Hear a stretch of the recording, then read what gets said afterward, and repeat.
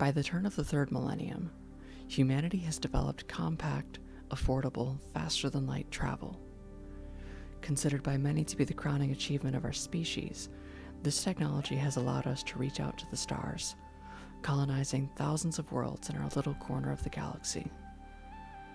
Such a society is naturally built on the collective labor of its people, a great machine spanning light years, with billions of people traveling between star systems at any given time. All those hardworking people generate an immense demand for leisure, and the interstellar tourism industry is booming. Many worlds we terraformed, converting lifeless, barren wastelands into comfortable homes. But some were perfect, just as we found them, like diamonds drifting in the ether. Worlds such as this, safely in the habitable zone, a modest axial tilt, liquid metal core and a strong magnetic field, liquid water, breathable air. And around the equator, warm tropics, teeming with life. Welcome to Rhea.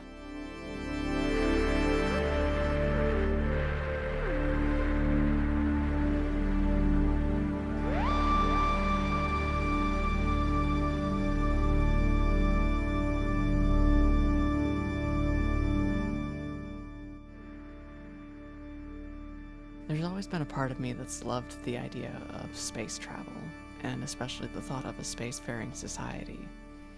So when I got the idea for this build, it's like this light of childlike wonder lit up in me, like watching Star Wars as a kid or playing Elite Dangerous for the first time. So needless to say, I'm super excited about where this build can go.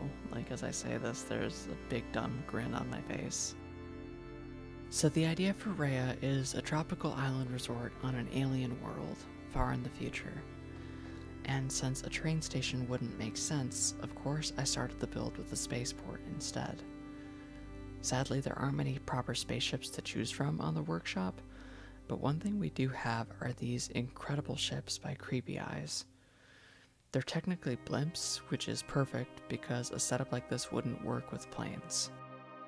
Now, the fun part is that they're blimps, which means this is the absolute silliest thing I have ever done in this game.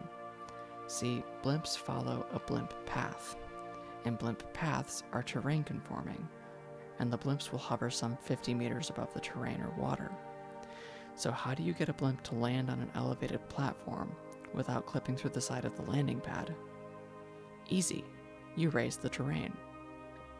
So that mountain you see there, I had to put that there because I needed to hide the clipping surfaces I put there. To clip away the terrain, I had to raise as high as it goes to force the blimps to ascend above the landing pad. Unfortunately, even with all that nonsense, this is still not ideal. I had to position the blimp path perfectly so that the ships pass through the terrain, and they tend to thrash around when they go past the mountain because they're technically below the ground, so I have to wait for the ships to be in a good spot before I can record anything. And with the way blimps work, there's no easy way to make them lift off in the direction they're facing when they land. So as soon as they're off the landing pad, they swing wildly around in the direction they want to go, so I can't record them taking off either. With all that being said, I'm still just delighted with this. In terms of the actual construction process, I used asphalt networks and ploppable asphalt with procedural objects for the surface, and I think a Japanese wall network for the border. Then I used the Invisible Roads by CityWalk City Wall to lay a template for the markings, which I did with the intersection marking tool. The curves and positioning were made possible with Network Multi-Tool, and the symmetry is all thanks to the mirror function of Move It. There's also the other side of the spaceport that I don't really show here. It's not finished yet. You might see in some shots there's a depot for the suspended monorail that'll be running across the resort. Additionally, the main road that heads down to where the majority of the built area will be is a tram road with a cycle path alongside it. There's not too much else to be said. I'm just super excited about this build and can't wait to move it forward.